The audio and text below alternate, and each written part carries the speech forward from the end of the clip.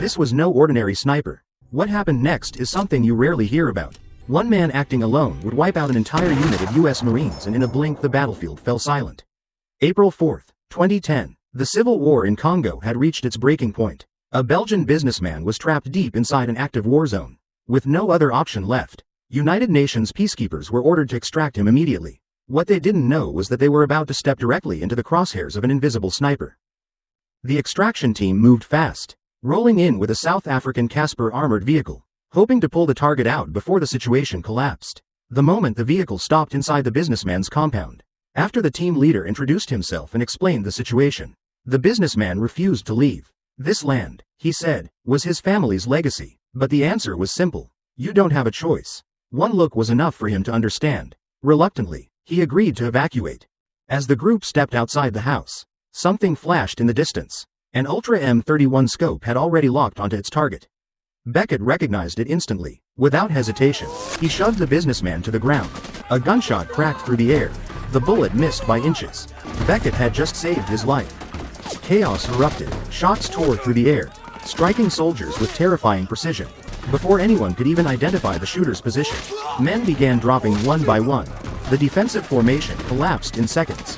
Realizing the situation was completely out of control, the survivors dragged the businessman behind the house. Searching for cover, no one could see the enemy. To preserve what little force remained, the team began a fighting retreat. Out of 11 men, only 4 US soldiers and the businessman made it into an abandoned shipping container.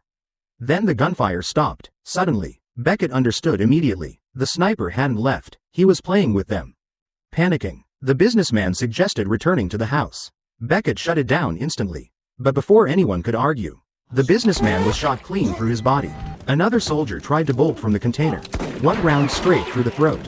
It was over in seconds. Inside the container, Beckett noticed something strange. A weapons crate, a Model 1870 case. Standard issue for US military M16 rifles. Why was this here, in a civilian area? Before he could process it, a panicked soldier raised his AR-15, screaming, asking how they were supposed to get out alive. Beckett had a plan. They would wait until dusk. Low light would reduce the sniper's visibility. Even night vision would struggle. But panic won. The soldier couldn't wait. Cursing, he fired wildly outside. He was killed instantly.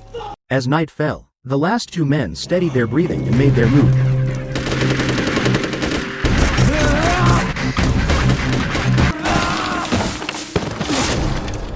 That was the end of the rescue team. Only Beckett survived, unconscious, barely alive. As darkness closed in, he thought he saw the sniper watching. When Beckett woke up, he had been rescued by a passing hunter. There was no time to rest. The nightmare wasn't over. Beckett insisted on returning to the compound. He needed to recover the bodies of his fallen teammates. The hunter had no choice but to agree. When they arrived, the bodies were gone, taken by Congolese rebels. But inside the house, they found something unexpected. The businessman's daughter. She had been hiding in a reinforced safe room the entire time. Somehow she survived.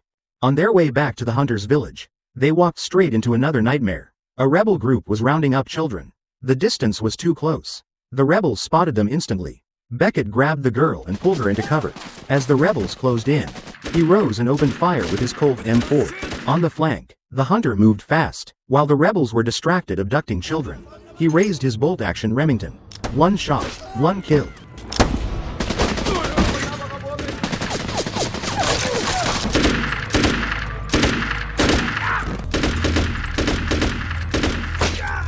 Together, they calmly eliminated the remaining rebels. But the children were already gone. The rebels' objective was clear. Break their spirits, brainwash them, turn them into soldiers. Children were easier to control.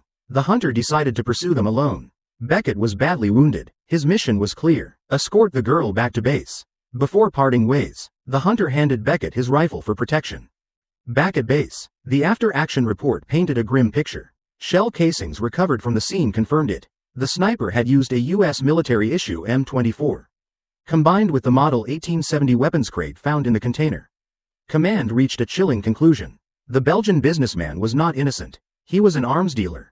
And to prevent him from falling into US custody, the sniper had killed everyone at the compound, erased all traces. What shocked Beckett the most? Command decided not to pursue the investigation. They closed the case in silence. 5 US soldiers were dead, and no one seemed to care why. Days later, Beckett made his decision. He quietly left the base. If command wouldn't act, he would find the sniper himself. No matter the cost. That night, he sought out the hunter. The hunter had already located the rebel camp holding the children. They struck a deal. Beckett would help rescue them.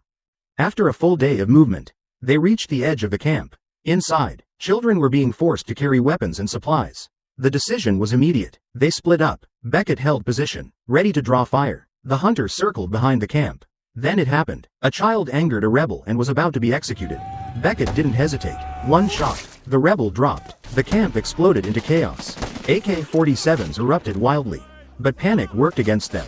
Beckett stayed calm, controlled, efficient. 3 targets down. More rebels rushed his flank, screaming and firing. Brave? Maybe. Accurate? Not even close. To Beckett, they weren't soldiers, just moving targets. On the far side of the camp, the hunter finally took position. A rebel charged with an AK.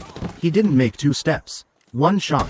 Down. Another followed immediately. Then the atmosphere changed. The hunter froze. Something was wrong. Before either could react, a figure in a ghillie suit slowly rose from the tall grass. It was Martin, Beckett's former instructor, and Martin's mentor was Beckett's father, killed years earlier in Afghanistan.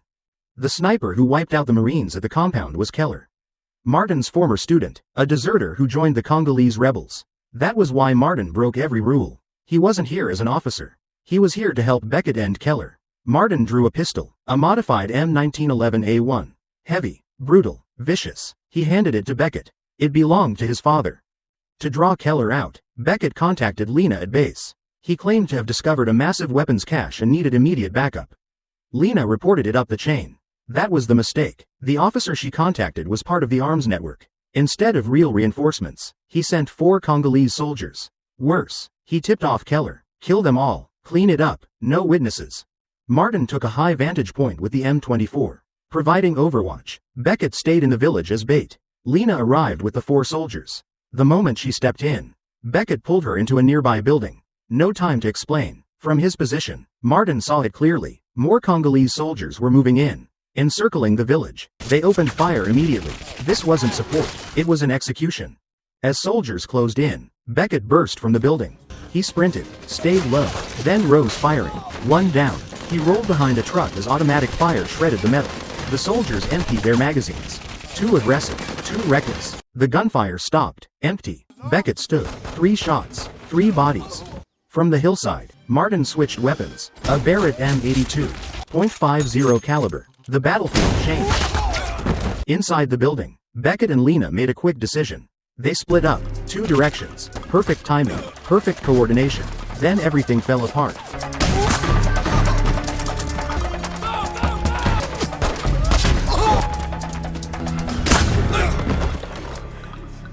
The Congolese commander jumped into a Land Rover. Trying to escape, Beckett cut through an alley at full speed. At the same time, Martin raised his scope and was shot. Down instantly, Beckett reached the road and fired into the engine. The Land Rover veered and crashed into a ditch. He rushed forward and captured the commander. Under pressure, the officer confessed. The orders came from a colonel at base. Then a gunshot from the darkness. The officer went limp. Beckett dove for cover and called Martin on the radio. No response. Instead, a familiar voice answered, Keller. After a brief exchange, Beckett had an idea. He grabbed bamboo poles and ran into a nearby house. He set a line and waited. Watching the clearing outside, he pulled it. The bamboo collapsed. Keller fired and immediately realized he'd been tricked. Keller swung his rifle toward Beckett. Too late. Beckett fired back. Missed. Keller was still alive. Night fell. The duel stretched on. Then Beckett noticed something. Fuel tanks. He moved. Keller fired twice in panic. Missed. Furious, Beckett sprinted out and fired a round into the tanks. The explosion lit up the night. Fire roared, and for a brief moment, Keller was fully exposed. Keller raised his rifle again. But Beckett was gone. When Keller turned to reposition, Beckett was behind him, pistol raised. He ended it. Back at base, Beckett was charged for abandoning his post. The bodies of his fallen teammates were buried in rebel territory. Never recovered. The colonel running the arms network was finally exposed. Court-martialed. Convicted. Justice came late, but it came. War doesn't end when the shooting stops. Some battles follow you home. Some answers are buried with the dead. This is one of them. If you want more real combat stories, cold-blooded sniper hunts, and war told the way soldiers remember it, subscribe, like the video, and stay alert, because the next shot may come from the darkness.